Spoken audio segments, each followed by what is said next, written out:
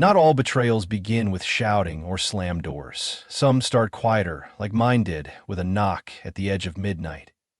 It was 11:47 p.m. on a cold October Tuesday, and Erie's wind had already started breathing winter into the cracks of this old town. I was in my shop, smoothing down a titanium gear, work that required steady hands and a steady heart, when I heard her voice. A voice I hadn't heard since Clinton was president. Robert, I need to come home." That voice belonged to Mara, my ex-wife, the woman who vanished 23 years ago and left me raising our son alone. She didn't say why she was back. She didn't apologize, just stood there in the dark like no time had passed. But what she brought with her that night wasn't just a suitcase. It was a storm of unfinished truths, old wounds, and one secret that would change everything. For me, for Declan, and maybe even for her. Stay with me, and I'll tell you what happened when I opened that door. She stood on my porch like the last page of a book I never meant to reopen, dressed in a coat that probably cost more than my truck, hair cut clean, like she'd traded regret for reinvention. Her perfume hit first, sweet but sharp, trying too hard to bury the old scent of leaving, and her voice low, practiced, like someone who'd said, "I'm sorry," in group sessions, but never once to the people who needed it most. I didn't move from the doorway. "Liam's inside," I said. "I know," she answered softly. "I've been watching." It hit harder than I thought it would, like cold steel to the ribs. 22 years since she left our son on that same porch, with nothing but a diaper bag and a handwritten note that read, "He's better with you." And just like that, she was gone. Now she was here again, smiling like time owed her something. "I've changed, Robert," she said. "I've done the work, real work. I have a stable life now. I want to make things right." A black BMW idled behind her, quiet and expensive. In the passenger's seat, I could see a man, silver hair, soft hands, like someone who didn't grow up turning wrenches. Her fingers brushed the gold cross at her collar. "His name's James Foster. We're getting married, and he wants to meet Liam properly." But this wasn't a homecoming. It was a reclaiming. And I wasn't sure forgiveness was something she had a right to ask for. I'd heard the name before. You didn't live in Erie and not know who James Foster was. The man's name had become shorthand for change, and not the kind folks around here welcomed. He ran Keystone Development, the company slowly swallowing our neighborhoods whole. 2 years back, it started quiet. A boarded-up laundromat here, a dusty garage there. Then came the banners, bold and crisp, "Coming soon." Luxury condos, followed by renderings of fresh coffee shops with black-framed windows and couples in yoga pants sipping iced lattes, where old men once played dominoes under humming neon lights. Now, his name was on my porch, wrapped in expensive perfume and an apology 2 decades too late. "James Foster," Susan said, as if it explained everything. "He's been helping me rebuild." There it was again, rebuild. The word floated out of her mouth like a branding slogan, too clean, too rehearsed. I imagined her saying it in the marble bathroom of a penthouse, practicing it between deep breaths and expensive creams. I didn't answer. I just looked at her. "Liam's 22 now," I finally said. "He makes his own decisions." She nodded quickly, as if we were playing out a script she'd memorized. "Of course. I'm not here to take him away from you, Robert. I just want to be a part of his life again." Then she said it. The 3 of us, we could be a real family. And I swear to God, something in me flinched. It wasn't anger. It wasn't fear. It was something more like nausea. That kind of heavy, crawling unease that settles in your gut when someone tries to rewrite history in real time. Not because I didn't want Liam to have his mother back. I dreamed of that once, back when he still clutched my hand on his walk to kindergarten. I used to hope, naively, that one day she'd get clean, walk up those porch steps, and fall to her knees saying, "I was wrong." But this wasn't that. This wasn't a humble homecoming. This was an entrance, a carefully planned return. And she wasn't alone. Behind her in the driveway, idling with the kind of silence only expensive cars can manage, sat a black BMW. Sleek, soulless. I could see his silhouette through the tinted window. Silver hair, pressed shirt, hands that looked like they'd never turned a wrench or scrubbed a plate. "I'll talk to him," I said finally. She smiled then. Soft. Practiced. For just a flicker, I saw the girl I once knew. The one who used to curl up beside me on the couch with a bowl of popcorn while I read Liam, bedtime stories about trucks and dinosaurs. The one who used to call me Bear and sang badly in the shower. "Thank you," she said. "We're staying at the Millionaire on Peach Street for now. But James is looking at houses in the area, nothing too close. I don't want to overwhelm anyone." The Millionaire, of course. That place used to be a bank, back when people still trusted them. Now, it was a boutique hotel with velvet chairs, mood lighting, and a wine list longer than the Erie phone book. A place where people who don't live here come to pretend they do. When she left, I stood in the doorway long after the BMW disappeared down the road. The wind had picked up a little. I could smell rain in the distance and the faint burn of someone's chimney starting early. The kind of night that presses on your chest like a memory. Inside, I walked to the kitchen, past the photo of Liam on his graduation day, in the same flannel shirt I gave him 3 Christmases ago. I opened the pantry door, knelt down, and pulled out the fire safe from behind the flour sacks and canned beans. I hadn't opened it in years. Inside, beneath old tax returns and his birth certificate, were the adoption papers. They were still crisp, yellowing slightly at the edges, but every signature intact. Her name, her consent, her signature under the line that read, "I voluntarily relinquish all parental rights." Notarized, witnessed by Jody Barrick, who'd known her since sophomore year and cried when Susan left. I stared at that document for a long time. She had walked away from her son, from me, from the nights with fevers and the mornings with missed buses and the hundreds of little things no one ever sees but leave a father exhausted and proud all at once. She didn't ask for updates, never called, not even a letter. And now, with her gold cross and tailored coat, she wanted to pretend that piece of paper never existed. The next day, Liam came home late from work, his eyes tired, scrub still on. He tossed his keys on the counter and leaned against the sink. "She found me," he said, quietly, "outside the clinic. Said she's been clean a long time." I didn't say anything, just let the words hang.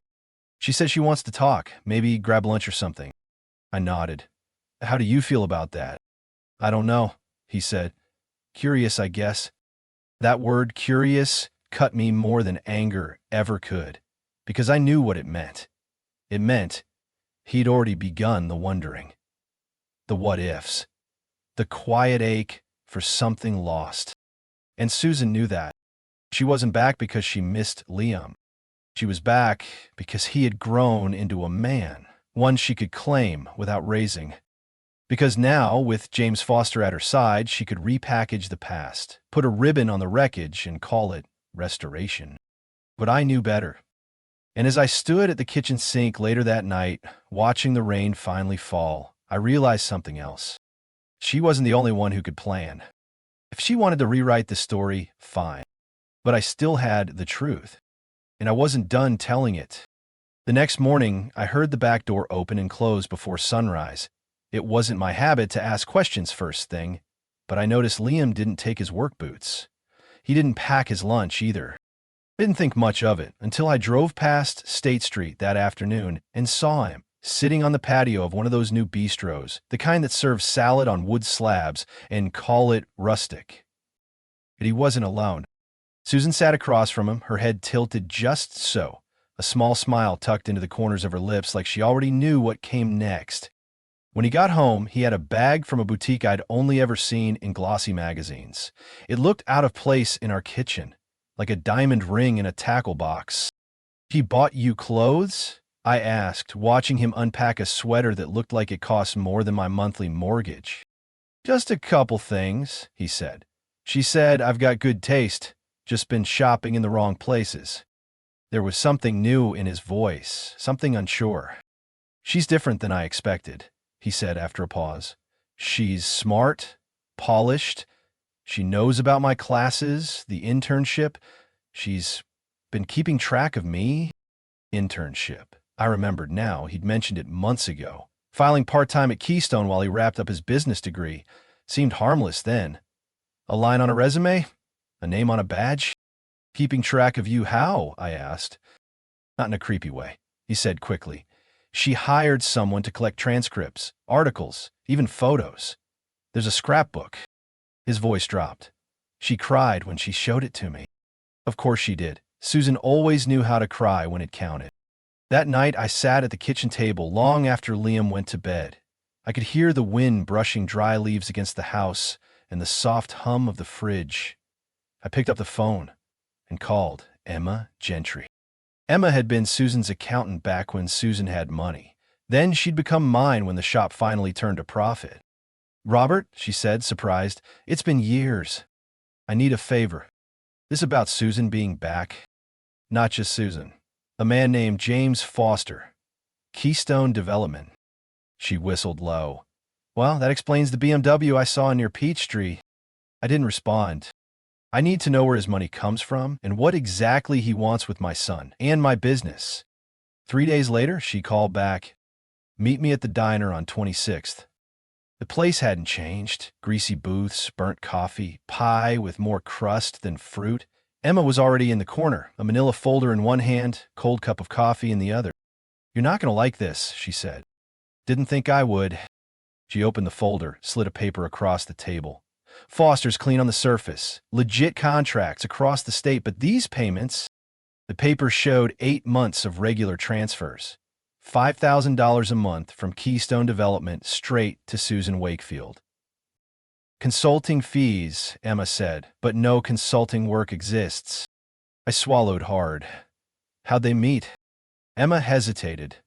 Then she pulled another sheet.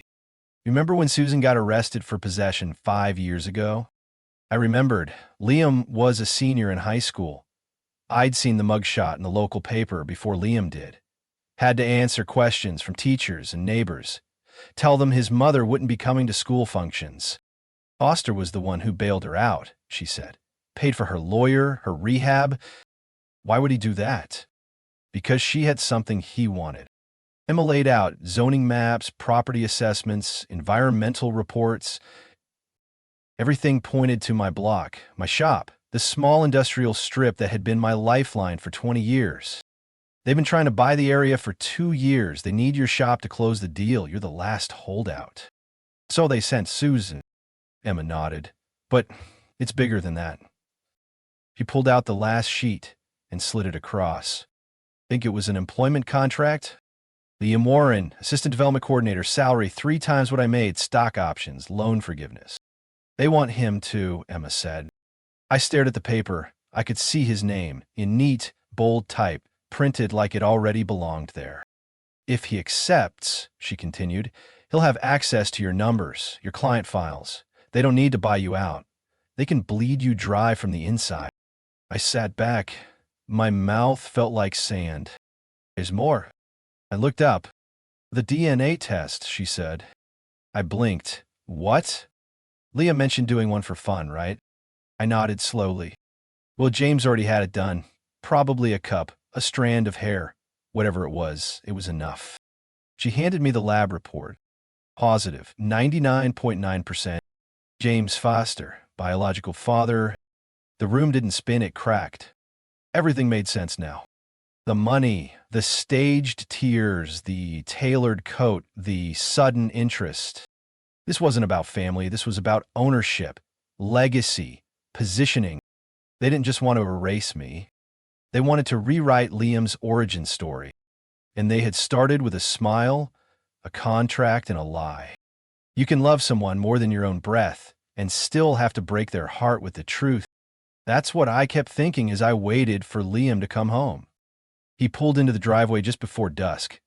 The porch light caught the side of his face. He looked tired. Not the kind of tired that comes from work or sleepless nights, but something deeper. The kind that settles behind the eyes when your world starts to shift without warning. "I need to show you something," I said. He followed me down to the office behind the garage. The air in there always smelled like old paper and pine, the walls covered in shelves and memories, his handprints on a Father's Day card from 2nd grade, the photo of us fixing the shop sign in 2010. I closed the door behind us and turned on the lamp. No words, just action. I opened my laptop and clicked into the folder I'd labeled Insurance. "I need you to listen to this," I said. The first audio started playing. Static crackled, then gave way to the unmistakable voices of Susan and James, right there in my living room 6 weeks ago. They were talking about Plan B, how to challenge for custody if things got messy. Their tone wasn't emotional, it was cold, practical, like lawyers splitting assets. Then came the part that made my son sit upright. James's voice flat and deliberate. "He's a controlling father. Liam's better off without him. We can frame the past however we need to. Enough gray makes anyone look guilty." I didn't watch Liam's face. I couldn't. But I heard his breath hitch. I let the second recording roll. That one was outside on the terrace of the hotel. You could hear the birds. Then James again, this time to me, saying I was in the way. That if I didn't sell, they'd find another method. That Liam was already drifting. That soon I'd be nothing but a chapter. And finally the third clip, this one from earlier today, inside this same office. James, firm. Nathan, his silent bodyguard, standing too close. James issued an ultimatum, dressed in the tone of business, but sharpened with threat. By the end of it, I stopped the laptop. Silence filled the room like fog off Lake Erie. Liam didn't speak right away. He sat there, elbows on his knees, hands covering his face. I could see the weight hit him in real time, the unraveling, the cold slap of clarity. "He's been lying to me," he whispered, his voice barely above a breath. "About everything." He looked up, and I swear something in his face had changed. There was no more softness, no illusion left to hold on to. "All of it," he said. "The job offer, the mentorship, the support, it was all fake, all just manipulation." I nodded. "It was never about you, son. It was always about this." I gestured around the office. "This land, this shop, this name." He looked around like he was seeing it for the first time. The corkboard with customer orders, the faded blueprint of our first garage expansion, his bike helmet still hanging on the hook by the window. "They use me," he said. I could have said yes. I could have put my hand on his shoulder and offered comfort, but I knew he didn't need comfort right then. He needed clarity. "They turned you against me," I said quietly, "so they could get what they wanted without a fight. They made it look like it was your idea." Liam swallowed hard. "And Mom—" "She knew," I said, "from the start." He looked down, and for a moment he was that little boy again, the one who used to ask me every night why she hadn't called on his birthday. "Why didn't I see it?" "Because you wanted to believe," I said, "and because she's good at pretending to care when it serves her." The pain in his eyes shifted, hardened, turned into something sharp, not rage, but something close, a sense of betrayal that doesn't explode but settles into bone. "What are we going to do?" he asked. I sat down beside him. My hand rested on the same desk where he once drew tractors in crayon. "We're going to give James exactly what he deserves." I pulled out a legal envelope and placed it in front of him. "Emma's helping me file a formal complaint. We've got everything. Bank transfers, false consulting claims, internal documents. With your permission, we can tie your contract offer to their property acquisition strategy. That makes it corporate coercion." Liam stared at the envelope. "And if I sign it?" "It puts us in control," I said, "of the truth, of the story." He nodded slowly. "I want to help," he said, "not just because they used me, but because you didn't." That one sentence undid me. I felt the ache deep in my chest. The kind of ache that comes from loving someone so completely, it hurts when they see you clearly for the first time. He reached for a pen, and right there, in the quiet room filled with oil-stained memories and boxes of past invoices, my son chose us. Not just the blood that ran in his veins, but the hands that raised him. It was over. Not the fight, that was just beginning. But the part where I stood alone? That ended right there. The morning we brought James Foster to justice wasn't a bright one. The clouds hung low over Erie, thick and gray like a wool blanket no one asked for. The wind bit through your coat, slicing right through skin and memory. It was the kind of day that felt like the world was holding its breath. But for me and Liam, it was the day we finally exhaled. We didn't come to this lightly. After weeks of gathering every shred of evidence, from doctored contracts to hidden voice recordings, we knew we had the truth on our side. Emma Gentry had traced the paper trail, Liam had recorded the final betrayal, and Detective Harrow had stitched it all together like a quilt made from hard facts and harder truths. Our plan wasn't revenge, it was justice. Real, measured, undeniable. At 9 o'clock a.m. sharp, while the rest of the world ordered coffee or cursed traffic, Detective Harrow walked into Keystone Development with 2 officers and a stack of warrants. At the exact same moment, federal agents raided James's home and office. And almost poetically, every media outlet in the Tri-County area received the full story, the files, the recordings, the faces behind the lies. I watched it unfold on the television in my workshop, surrounded by employees who had seen me weather too many storms to count. My hands trembled not from fear, but from the release of months of tension. James was led out of his glass tower in handcuffs, his tailored suit creased and his silver hair no longer gleaming. He didn't look like a titan of industry. He looked like a man caught in a storm of his own making. Susan was next. The same woman who once sat at my kitchen table pretending to be family, pretending to change. She was pulled from a nail salon, hiding her face from cameras, her manicured hands trembling now for a different reason. The redemption arc she so carefully curated was shattered in seconds. Liam had quit that morning, handed in his badge and laptop without a word of regret. He stayed behind to answer federal questions, calm and steady, like a man who knew which side of the line he stood on now. By nightfall, the news exploded. James Foster, real estate mogul, indicted for conspiracy, fraud, and attempted abduction.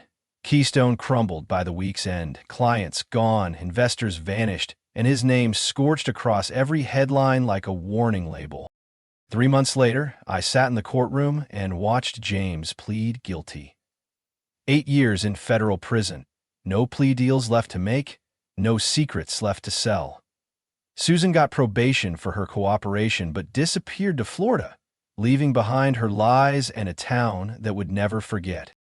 Liam stayed, finished school, took a job preserving history instead of bulldozing it. On weekends, he came back to my shop, learning the trade with quiet focus. We never spoke about James being his biological father. Because family isn't blood. It's who shows up day after day even when it's hard. One night, as we locked up, he asked me if I ever regretted not walking away. "Do you?" I asked. "No. I regret believing him, but not learning the truth." "Then I don't regret it either." We walked home together through streets that still belonged to the people. The old houses still stood. The bakery still smelled like cinnamon and yeast. The barbershop still played Sinatra on Saturday mornings. Everything James wanted to replace with glass and greed had endured. And things are worth fighting for. Some people, too. And sometimes the quiet ones, the ones who stay steady when others shout, end up being the ones who bring down monsters. Justice wasn't loud. It was cold, measured, inevitable. And in its wake came something warmer. And though the world doesn't always reward the quiet ones, on this street, in this town, under this sky, we found something better than applause. We found peace. Built not on forgetting the past, but on honoring the truth that survived it.